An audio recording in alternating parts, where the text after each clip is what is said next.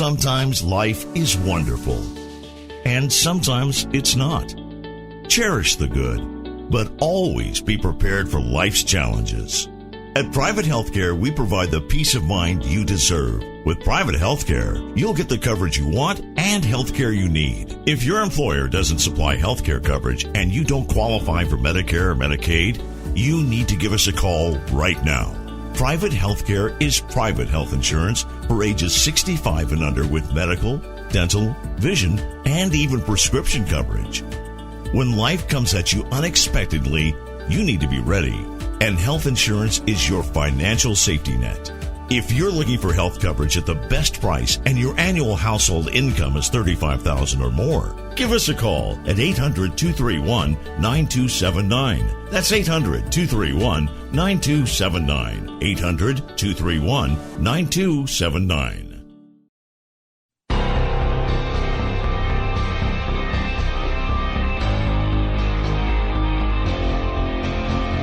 The Turnpike Sports Book Report.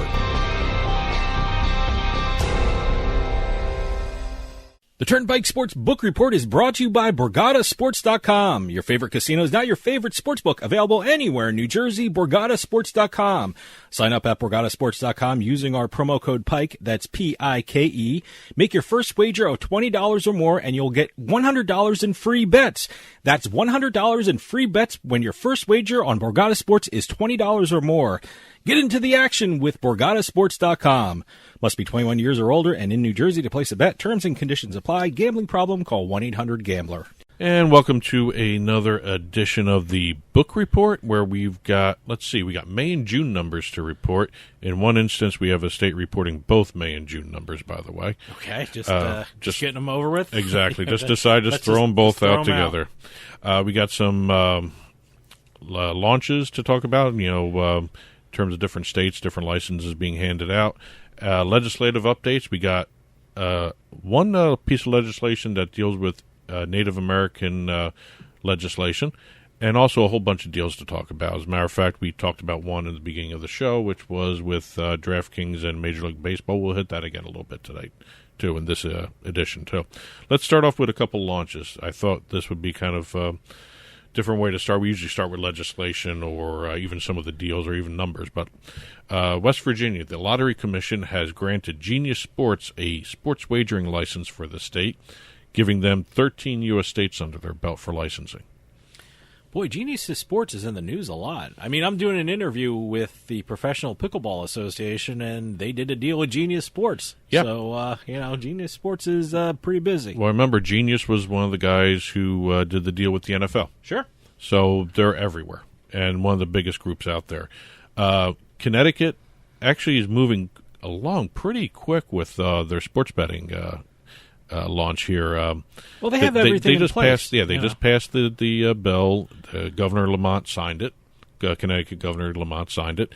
And they have now issued their first sports betting licenses to the Mashantucket Pequot, which is Foxwoods. And Mohegan Tribe. Of course, Mohegan Sun. Exactly. And also the Connecticut Lottery got their sports betting license.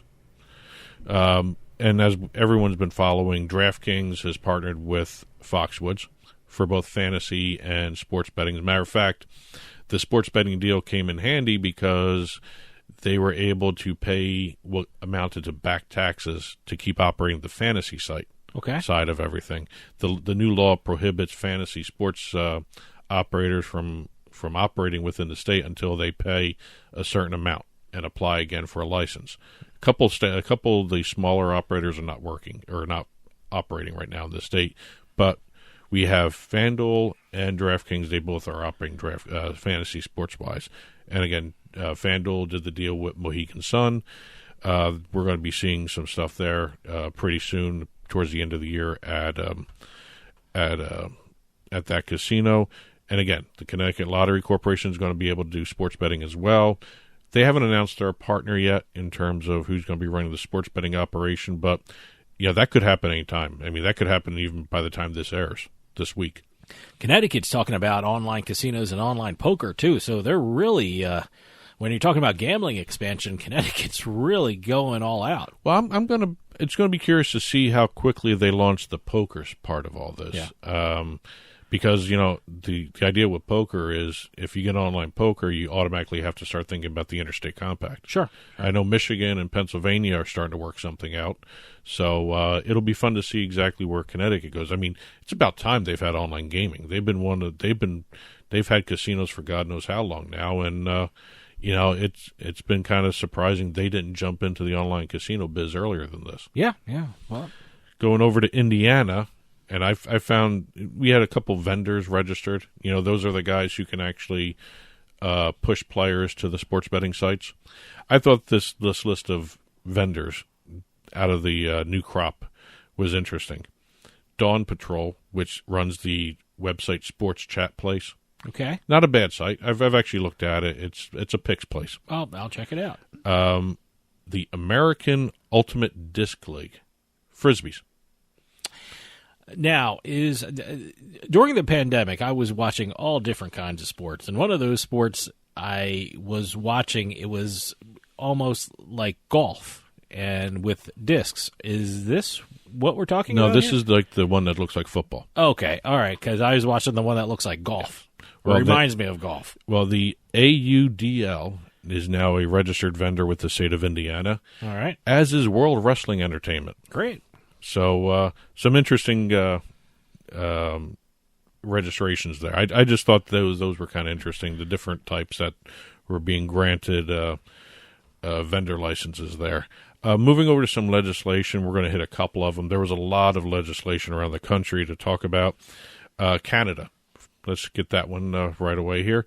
The Ontario government has announced that they are creating a new entity to manage online gaming, including single-game betting in the province. Well, it's about time. The iGaming Ontario subsidiary will be part of the Alcohol and Gaming Commission of Ontario, and they'll conduct and manage new online game offerings in the province. It'll operate independently of the Alcohol and Gaming Division, but they'll have its own staff, but it will be still regulated by Alcohol and Gaming in Ontario. They expect that to be up and running by December. No other province has announced anything like that. Okay. But Ontario is supposedly the one that's maybe launching the quickest in terms of single game sports betting. Okay. They hope to be up by, if not the start of football, by the end of the year. And then 2 other provinces have said they'd be sometime early to mid 2022. Okay. National legislation was filed, and this actually is kind of interesting to keep an eye on because it does impact Florida. 2 U.S. congressmen, and California Louis Correa and New York's John Cantno, have introduced legislation that clarifies that all wagers placed with servers on tribal lands would be considered gambling on tribal lands. Okay, I mean, it makes sense. This is in response to the lawsuit that was just filed. Well, correct? This was filed before the lawsuit. Oh, okay. All right. I thought this was it clarifies a where knee-jerk reaction to the lawsuit that was filed in Florida. Well, see, the Florida bill says it's giving the Seminole Gaming Tribe exclusive control over sports betting, basically. And the law says that sports betting has to occur on tribal lands. Mm-hmm. And the law in Florida says they can do it anywhere as long as the servers are located on tribal lands. Okay. The federal law is unclear at that point, and that's so they're just trying to clarify. They want to, House Bill 4308. They want to be able to clarify what when a server is held on tribal lands, doesn't matter where the bet's placed. Okay, and they want to clarify that. And if this goes through, it kind of does affect the challenges made. Oh, it absolutely makes. I mean, they'll be dismissed. Florida. They'll be dismissed. Yeah, absolutely. Yeah. And I thought that was kind of an interesting little tidbit of legislation there. We've got Arizona issuing new rules. They're going to be issuing another draft of rules pretty soon. So I'll hold off talking about them until we see the second draft. Oregon, the Oregon Lottery runs the sports or monitors sports betting for the state, and it's run by Intralot. There is a bill, House Bill 2127, which would make the Oregon Racing Commission the new sports betting regulator. The Oregon legislature has not touched it for 5 months now. 5 straight months they haven't addressed it. It's sitting there. I guess they're not going to. I honestly don't know what they're going to be doing with that because it's kind of a unique thing to see a bill like that being ignored. I don't know if it's really being ignored. I think their schedule's just been filled with a whole bunch of other stuff going on. But, again, 5 straight months not talking about it. And, D.C. just did the audit of their interlot sports betting industry there, and they weren't too happy with it. And that was kind of an interesting read. The Washington, D.C. audit, that was delayed for months upon months upon months in the first year. They're seeing problems that need to be rectified. So moving over to some numbers. Now, like I said at the beginning, we have May and June numbers to talk about. For one state, Delaware, we have May and June numbers to talk about. Oh, it's Delaware that launched by they set out their numbers, huh? They released both months at the same time. All right, okay. Revenue for June was $644,000. Let's see. In May, this is Delaware, right? This is Delaware. Right. It was a decline of almost 5% from May. Total sports betting handle in June was just under $6 million, down 15% from May's $7 million. And May was a 29% increase from April. Oh, okay. So, it's up and down. All right. Going over to Illinois. Illinois reported a sports betting handle of $507 million for the month of May. This is May. Okay, this is May for Illinois. Illinois is always 2 months behind everybody else. Okay. Fifth consecutive month of $500 million handle. And them and New Jersey were the only 2 states to reach $500 million in monthly handle for 2 straight months. Wow, great. Nobody else has gotten close to $500 million except these 2 states. Nevada hasn't gotten close to $500 million in handle? Really? Well, here we go. I'm going to go right through. Oh, you got Nevada. Okay. I've got the numbers for the month of May in terms of national rankings. Top 10 sports betting states in terms of handle for May of 2021. $814 million for New Jersey. That's the top spot. Number 1, okay. Illinois was second with 507. Wow, okay. Not close between 1 and 2 there. Yeah, no, boy, that's a big gap. And then Nevada came in third with 477 million. I guess you could say that's kind of close to 500 million. Okay. Pennsylvania came in fourth with 447. Michigan was 5th with 257. I'm actually surprised at Virginia. Virginia's in the top 10 now. 226 million. They were ranked 8th. Colorado dropped down to 7th. 248 million. So, May numbers kind of, indicative. The year-to-date for 2021 is very interesting. You have New Jersey still at $4.12 billion in terms of rankings for sports betting handle year-to-date. Nevada came in second there, $2.78 billion. Illinois was third, $2.77. Pennsylvania, $2.61. Virginia, again, 8th, $1.09 billion. They just crossed $1 billion mark. Okay. That's terms of handle. And then Iowa rounded out the top 10 with 687. Tennessee was in there as well. Indiana, Michigan, they were all there. All right. Top 10. You're starting to see who is doing what now halfway through the year in terms of who's performing better. And, again, New Jersey's outperforming Nevada all year so far. Well, look, I'm still waiting for New York to launch their mobile sports betting, so I'm curious to see what the numbers look like once New York enters the mobile sports betting market world. So we'll see. We'll see. Let's talk June numbers a little bit, and we're going to hit the state with your favorite sport, Oregon.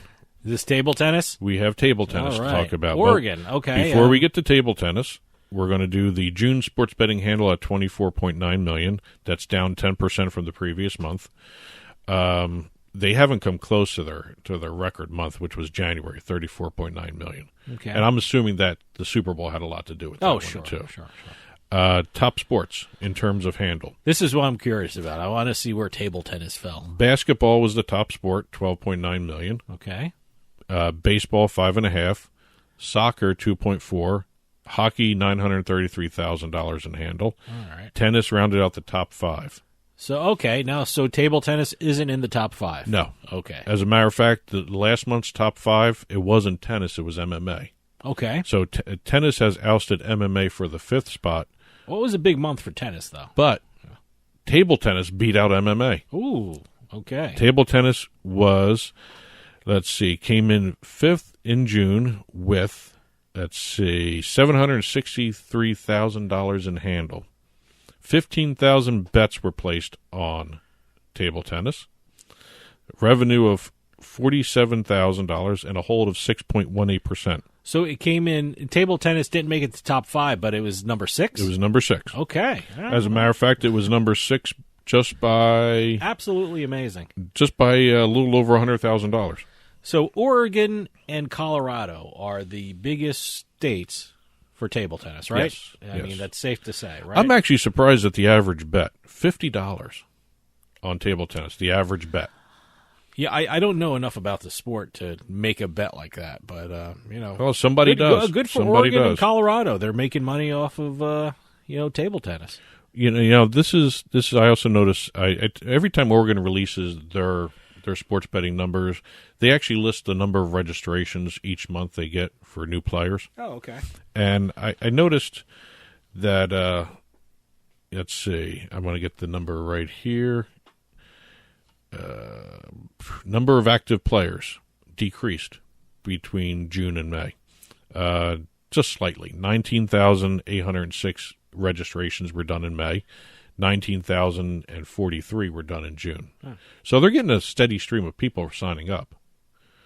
Okay. It's kind of interesting to watch that. It's pretty number. consistent. I mean, maybe other people don't find that interesting. I find that interesting because we're starting to see more and more books worry about player retention more so than customer acquisition. Sure. And it's nice to see that customer acquisition is actually holding steady in terms of Oregon there.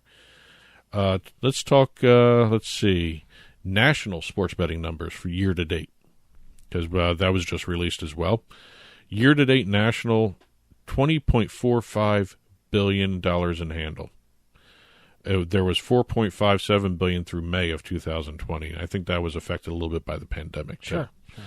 Revenue, $1.425 billion. Last year was $275 million in revenue. Mm-hmm. Taxes, $208 million versus $47 million from previous year. And the national hold was around 7%, 6.97. Okay. So,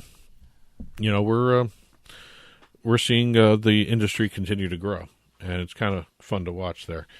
Going over to some deals, and we talked about this earlier in Turnpike, the DraftKings deal with Major League Baseball. They're having the expanded relationship, the hit it here sign in the outfield for the home run derby, where they're giving away tickets to a World Series game. They've got the bet and watch, which I still find very interesting because you're able now to actually start watching through your app these That's games. great. That's great. Now, it's actually going to be interesting to see if they come up with how they're going to be doing it. Are they going to be separate betcasts? I don't know. The things I've watched on my phone through the sports books are a lot of soccer. The one thing I always found funny was darts. Darts, yeah. No, I watched darts and it was just a picture of the board with the darts actually hitting the board. You didn't even see the players throwing the darts. You just saw the board and the darts hitting the board. Well, I think I just said it before with Oregon, in terms of player retention versus new customer acquisition. We're starting to see sports books try and maintain not only a targeted range for getting new customers, but also they're trying to develop new content, I guess is the way to phrase it, in terms of retaining the customers they have. Because, a lot of times you place a bet, because of a promo that you see, and then sometimes the books don't even offer anything after that. So what do you do after that? Do you just make the one bet and you leave? Yeah. So, it's becoming part and parcel of running a sports book now, where you have to not only worry about customer acquisition, but also maintain customer retention. Yeah, which is now becoming part of the marketing ploys too. I don't want to say ploy, but that was the only way I could say it. Okay. A couple other big deals here. PointsBet announced Drew Brees. Yes, I heard Drew Brees. Yeah, will now be their global brand ambassador. All right. He has actually got an equity stake in PointsBet. as part of the deal. And he's going to be starring in and developing original content for PointsBet. And one of the things everyone's pointing out is Drew Brees was an analyst for NBC Sports for covering football. Yep. So with NBC Sports Edge, maybe you'll start seeing some interesting new betcasts. Yeah, it'd be interesting to look for. You know exactly. PointsBet's been kind of very innovative in that area. And Drew Brees probably has one of the most unique perspectives on football, at least. Just playing so long. I know PointsBet does a lot with the Philadelphia 76ers broadcast because being in New Jersey, you see a lot of the Philadelphia broadcast. So they do a lot with the 76ers pre and halftime and post game. So they're also going to be doing watch parties with Drew Brees, all that. Great. And now, since you mentioned baseball, WynnBET did a multi-year partnership with the Colorado Rockies. Oh, okay. They're going to be the sports betting partner of the ball club, and they're going to have a wide range of different promotions and different giveaways, that sort of parts of this deal. WynnBET will host several premium hospitality events and experiential activations. What the hell does that mean? Well, experiential activations, they're going to have stuff at the ballpark. Okay, all right. There's going to be a promo somewhere. They're going to be doing giveaways. I almost prefer they say we're doing stuff at the ballpark. I love the marketing terms that they have. Well, they're going to be doing stuff at the ballpark. They're going to be doing activations. All right. On the main and external concourses at the home stadium of the Rockies. Is that Mile High? No, that's not Mile High. It's Coors Field. Coors Field. I haven't heard that term Mile High in a long time. Boy. Well, shows my age there. But let's see. They're also going to be doing a contest for fans to get select memorable moments, such as throwing out the ceremonial first pitch, participating in on-field ceremonies. You're also going to start seeing WynnBET signage and branding behind home plate, main video boards in left and right fields, both pregame and in-game. And they're also going to be running in-game promotions such as trips to Wynn Las Vegas. I'm assuming they're going to be doing all the Wynn properties at some point. Mm-hmm. Let's see. They're also going to be seeing WynnBET branding built into the Rockies social media accounts, the MLB Ballpark app for their gateway into their team, and also WynnBET's going to be doing Spin the Wheel. It's giving users of WynnBET the opportunity to win lower level tickets to Rockies games. Oh, okay. Pairs of lower level the more expensive ones. Yeah. So that's kind of a nice little. That's kind of a unique little giveaway there. FanDuel, I think we talked about. They did their deal with Mohegan Sun. Sure. For sports betting. They're going to have a temporary retail Mohegan Sun FanDuel Sportsbook opening in September. Oh, wait, where? In Mohegan Sun, Connecticut. Okay, but do you know where that's going to be? They just said inside Mohegan Sun. Okay. And that's starting when? In September. Okay. And then they're going to have 4 live betting windows and 16 self-service betting terminals along with the temporary book. They're planning a permanent sports book being built later in the winter. Okay. Pending regulatory approval. Yeah. So, there's movement going with Connecticut. I think we talked about this earlier. Connecticut is moving. If Mohegan Sun's doing quickly. it, Foxwoods is doing it too. Well, Foxwoods should be ahead of them because Foxwoods did the deal with DraftKings before this deal with FanDuel came around. So, it's going to be fun to watch to see exactly where this goes, and especially with the Connecticut Lottery getting involved. Supposedly, they're looking at taking one of the, I think the Hartford Center, mm-hmm. the XL Center, whatever they call it, downtown Hartford, and putting some sports betting into that. So, may see a big old sports book in downtown Hartford at some point with the Connecticut State Lottery there. Speaking of table tennis. Table tennis? Yes, I got another deal involving table tennis. The Setka Cup, which is powered by Better. And we talked about the Setka Cup for beach volleyball last week. They did the deal with beach volleyball.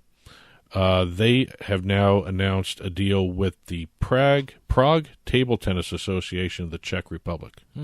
So we're going to have even more table tennis to take a look at. You're going to have daily tournaments, and they are now officially recognized and supported in the European Union for table tennis contests around the European Union. Let's see. We also had one last little thing here. Ellis Game Tech has now purchased U.S. bookmakers. Okay. $12 million purchase price, plus there's also a lot of stock purchases being made available to U.S. bookmaking. And congratulations to them. They have been one of the mainstays in the sports betting industry since this began. And that's a huge payday, and congratulations to that. Yep. Delaware North also did a little deal with a company called Gaming One to create GameWise. It's an online casino and sports betting platform that can be done as a turnkey style platform. Basically, it's all pre-made. Oh, you just okay. put a skin on it. Oh, all right. Okay. It's a cheaper version of running a sports book. Okay. That's how the lower level sports betting operators that don't rise to FanDuel, BetMGM, all those guys, the big players, they can get their own sports betting platform, their own online casino platform. It's already done for them, through right? Delaware North. Okay. And also Betly, which is Delaware North's gaming app. Oh, wow. That's going to be distributed on this platform as well. So that's a nice little alternative market being generated there too. These turnkey things to allow other players to get into the sports betting industry, which is kind of nice to see. Great. That's it for this week's book report. There were lots of other stories we didn't get to in the time allotted. Head on over to turnpikesportsradio.com, click on the blog button, and you'll be able to see all these stories that we did talk about and stories that we didn't have a chance to in print form on the blog. And that'll do it for us this week. We'll see you next time on the Turnpike.